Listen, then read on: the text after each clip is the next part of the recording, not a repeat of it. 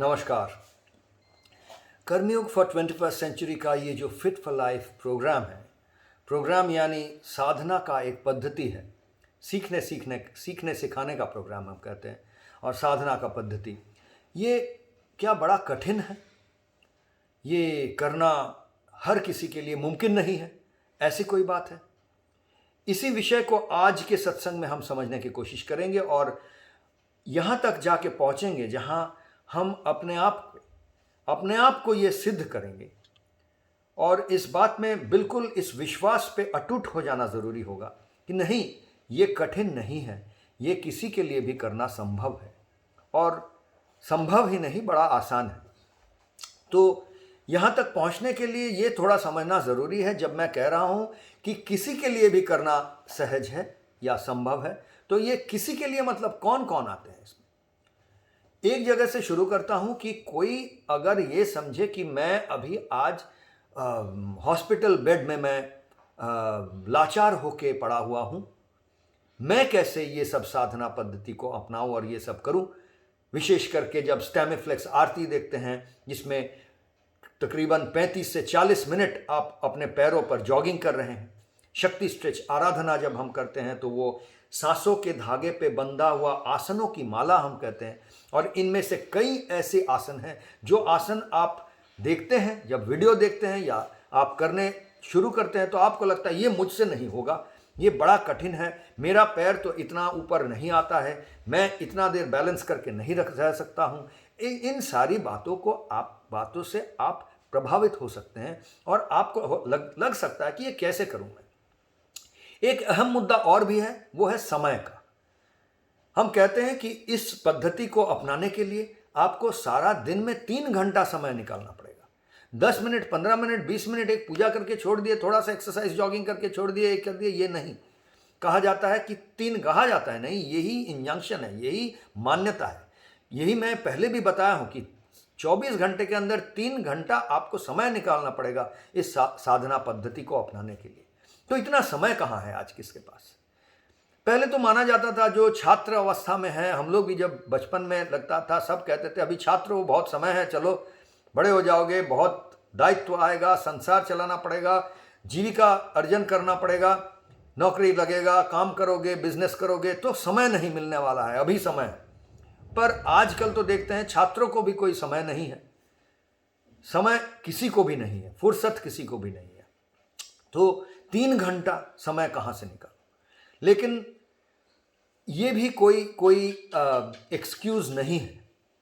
ये हम नहीं कह सकते अपने आप को कि समय नहीं है। क्यों ये बता रहा हूं। अब देखिए, बहुत बहुत बहुत सहज लॉजिक है। समय की बात को पहले कर लेता हूं, उसके बाद बाकी सब बातों पे आऊंगा। 6 जो पद्धतियां हैं, 6 जो प्रोसेस है और 6 जो अनुशीलन पद्धति है हमारा इस प्रोग्राम के अंदर, वो क्या क्या है। प्राण लीला उपासना से हम लोग कभी कभी कहते हैं, लेकिन सबसे पहले शुरुआत हम लोग हमेशा कहते हैं सोमनो मैजिक यानी योग निद्रा से। तो योग निद्रा एक आधा घंटा 30 मिनट का एक अनुशीलन है, प्रैक्टिस है। ये 30 मिनट का प्रैक्टिस ऐसा है। अच्छा, उसके पहले एक बार बहुत जल्दी बाकी सब बता लेता हूं आपको याद दिलाने के लिए, सब याद कर ले। सोमनो मैजिक, योग निद्रा, प्राण लीला उपासना, स्टैमिफ्लेक्स आरती, शक्ति स्ट्रेच आराधना, मेडिटेशन और लिवोसिन, ये सब मिलाकर 3 घंटे का प्रोग्राम सारा दिन का। अब आप कह रहे होंगे 3 घंटा कहां से निकलेगा, उसी का उत्तर मैं दे रहा हूं। पहला जो अनुशीलन पद्धति है सोमनो मैजिक या योग निद्रा।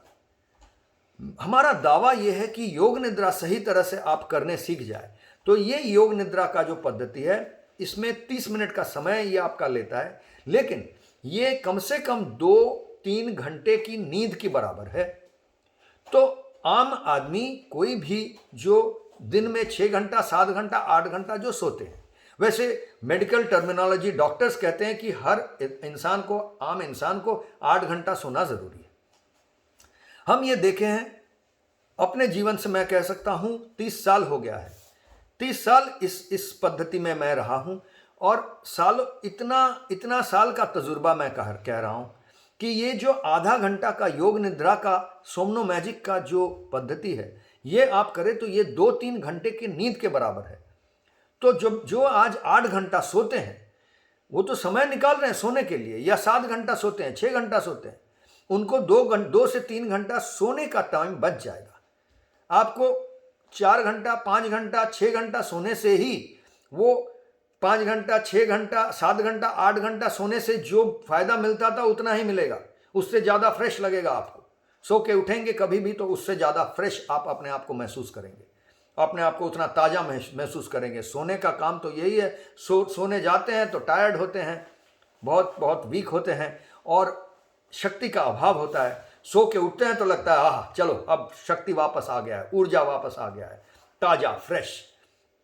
तो ये ही चीज़ अगर आपको कम समय देकर मिल जाए, तब आपको तो समय मिल जा रहा है।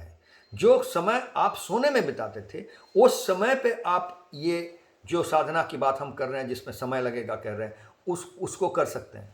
तो इतना ही नहीं, ये सारा साधना को जब आप अपना लेते हैं तो आपके बाकी और कई चीज़ों में जो आप समय देते हैं जीवन में, जैसे आपका तबीयत, शरीर खराब होता है, शरीर में प्रॉब्लम होता है तो वो शरीर ठीक करने के लिए समय देना पड़ता है। आपका मन खराब होता है तो मन को ठीक करने के लिए समय देना पड़ता है आपको। ऐसे ये तो 2 अहम चीज़ हो गए, ठोस, जिसको हर किसी के जीवन में ये दोनों चीज़ों पे समय देना पड़ता है। और बाकी फजूल की बहुत चीज़ों में हम समय देते हैं, इधर उधर लोगों के साथ बहस वगैरह, सब चीज़ों में बेकार की कम समय जाएगा, उसमें से आपको समय बचेगा अगर आप इस साधना पद्धति में रहेंगे। तो इस साधना पद्धति 3 घंटा आपका समय लेता है, लेकिन उससे कहीं ज़्यादा आपको वापस देता है। तो आपका समय का आप पाबंदी नहीं लगा सकते, ये नहीं कह सकते हैं कि मेरे पास समय नहीं है, ये अजुहात नहीं लगा सकते हैं आप। तो अब आगे कई और दूसरी बातें कर लेते हैं। जैसे स्टेमीफ्लेक्स आरती में करीबन कह रहा था हम 35 से 40 मिनट हम जॉगिंग अवस्था में होते हैं, हमारा पैर चलता रहता है, कोई जॉगिंग। अब इसमें कोई कहेगा ये तो हर किसी के लिए संभव नहीं है, जो बूढ़ा हो गया है, नहीं पैर चल रहा है अभी, या आज मैं बड़ा वीक हूँ, बुखार हूँ, बीमार हूँ, आज मैं हॉस्पिटल बेड में पड़ा हुआ हूँ, मैं खड़ा ही नहीं हो सकता हूँ, तो कैसे मेरा पैर चलेगा? कैसे आप कह रहे हैं कि मैं आरती करूँ, खड़े होकर जॉगिंग करूँ और कार्डियोवास्कुलर ये पद्धति करूँ? अच्छा, इतना ही नहीं, शक्ति स्ट्रेच आराधना जब आती है, ये हम कहते हैं, जैसा मैं पहले भी बता रहा था कि सांसों के धागे में बंधा हुआ आसनों की माला।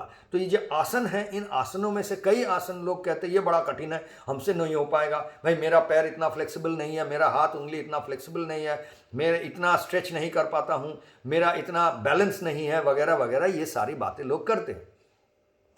अब बात है कि ये सब ना शक्ति स्ट्रेच ना स्टेमीफ्लेक्स, ये दोनों में जिसको देखकर लोग बोलते हैं कि हमसे नहीं होगा, दोनों हर किसी के लिए संभव है। इतना तक मैं कह रहा हूं कि जो इंसान हॉस्पिटल बेड में पड़ा हुआ है और वहां से कोशिश कर रहा है, या व्हील चेयर पे है किसी कारण से, वहां से कोशिश कर रहा है, या क्रच लेके चलना पड़ता है, या बहुत बीमार है, उनके लिए भी ये आराधना और आरती का जो पद्धति है वो करना संभव है। अब पूछिए कैसे? एक बहुत बहुत छोटी सी बात समझ लीजिए। कोई भी काम हम करते हैं, कुछ भी कर्म हमारा होता है, ये कर्म का शुरुआत कहाँ से है, ये शुरू कहाँ से होता है? जब हम कर्म करने लगते हैं वो शुरुआत नहीं है।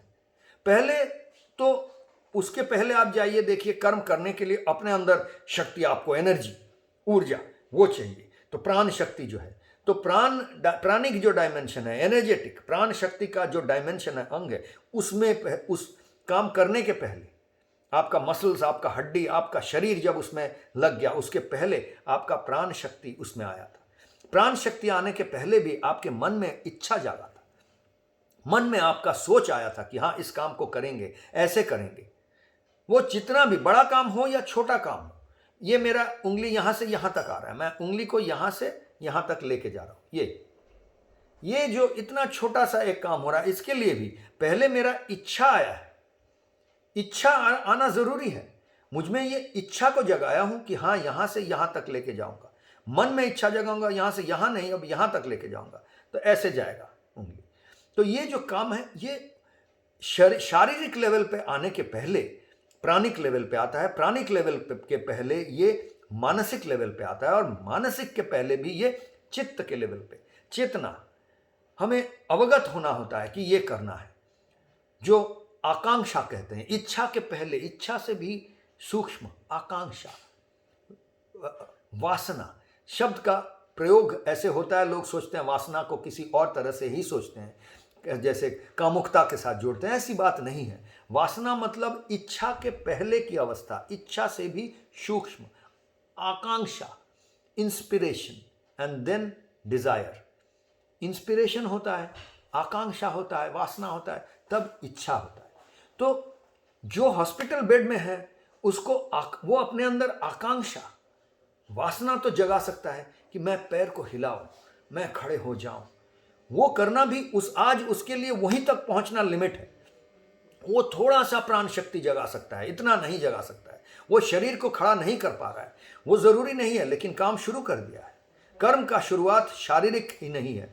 जैसे एक तालाब है जिसमें हम एक पत्थर फेंकते हैं, तो उसमें हम देखते हैं कि उसके जो ढेव है, जो वेव्स है, वो बाहर गोलाकार तरीके से निकलना शुरू करता है और बड़ा होके काफ़ी सारा वेव्स हो जाता है। लेकिन जब पत्थर फेंका जा रहा है, वो पत्थर पानी में गिरने के पहले, एक मुहूर्त पहले, आप सोचिए, जब वो पानी के साथ पत्थर का टच हो रहा है, छू रहा है, उस वक्त तो बड़े बड़े वेव्स नहीं बन गए हैं, कोई भी वेव्स नहीं बना है, लेकिन उसी समय पानी अपना काम शुरू कर दिया है। आप ये नहीं कह सकते हैं कि पानी जब इतना उसमें वेव्स आया तभी काम होगा। वो पत्थर पानी में छूने के पहले के मुहूर्त जो है, उसी समय भी पानी तैयार है। अब हमें ढेव बनकर, वेव्स बनकर, स्रोत बनकर निकलना है। तो ये जो तैयार होना, ये जो अपने आप में आकांक्षा जगाना, ये कोई भी कर्म की शुरुआत है। यहीं से कोई भी कर्म की शुरुआत होती है। तो ये शुरू तो हम कर सकते हैं। जो हॉस्पिटल बेड में पड़ा है, जिसका हाथ टूटा हुआ है, लिगामेंट टूटा हुआ है, वो बोलता है मुझसे होगा नहीं, तो वो बैठ गया। नहीं, बैठ नहीं सकते आपको इच्छा जगाना है। तो किसी के लिए भी असंभव नहीं है, हर किसी के लिए संभव है। आज हो नहीं रहा है, हमारा हड्डी टूटा हुआ है, लिगामेंट टूटा हुआ है, मसल में चोट है, स्प्रेन है, हम वीक है, आज टायर्ड है, सारा रात सोए नहीं थे, लेकिन उसके लिए भी आकांक्षा तो जगा सकते हैं, क्योंकि कोई भी कर्म का शुरुआत वहां से। आप आकांक्षा जगाइए, वासना जगाइए, वहां से जगेगा इच्छा। आज आपको इच्छा जग रहा है, आप शरीर को हिला नहीं पा रहे, लेकिन इच्छा तो जाग सकता है। इच्छा जागेगा तो कर्म करना शुरू हो गया। मानसिक लेवल पर हो रहा है, पहले चित्त के लेवल पर होता है, फिर मानसिक लेवल पर, फिर एनर्जी यानी प्राणिक लेवल पर, फिर शारीरिक लेवल पर काम होता है। हम ये गलत समझते हैं कि शरीर से काम कर रहे हैं तो ही काम हो रहा है। एक तो ये, दूसरा है, जब मैं कह रहा था आरती और आराधना, स्टैमिफ्लेक्स या शक्ति स्ट्रेच, आपको किसी और के सीमा तक नहीं पहुंचना है। दूसरा, अगला जो है वो अपना पैर मड़ोड़ के यहां तक लेके आ गया, वो मयूरासन कर रहा है, वो इतना बैलेंस कर रहा है, ये कर रहा है, आप बोल रहे हैं ये हमसे नहीं होता है। ऐसी बात नहीं, आप उनके लिए नहीं कर रहे हैं, आप उसके लिए उनके साथ कंपटीशन नहीं दे रहे हैं। हर किसी का कंपटीशन अपने साथ है। अपना जो सीमा है आज के डेट में, कल आपका सीमा कुछ और था, लेकिन आज आप हॉस्पिटल बेड में आ गए हैं। कल आपका लिगामेंट, हड्डी सब सही था, आज वो टूट गया है।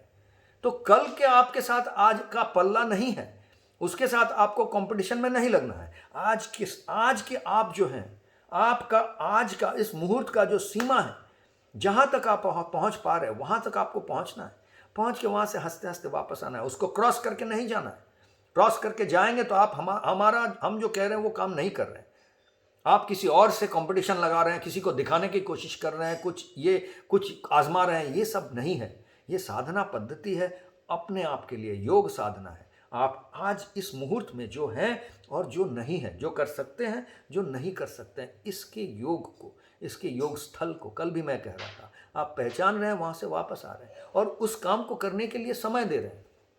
आप सरेंडर करके छोड़ दिए, नहीं अब नहीं कर सकते, अब नहीं हो पा रहा है, बहुत टायर्ड हूँ, अरे बहुत कर लिया, ये नहीं।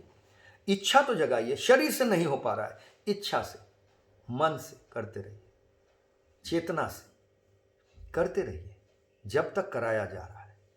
नहीं हो पा रहा है, बैठ के भी कर रहे हैं, सो गए हैं, शवासन में कर ही रहे हैं, जब तक सांस चल रहा है। हर प्रैक्टिस के अंदर सांसों की एक प्रक्रिया है, चेतना की प्रक्रिया है, इच्छा मन की प्रक्रिया है, शरीर की प्रक्रिया है, ये मिला जुला है। ओमनीडल, मैं कहा हूं पहले भी, ओमनी डायमेंशनल एंगेजमेंट है।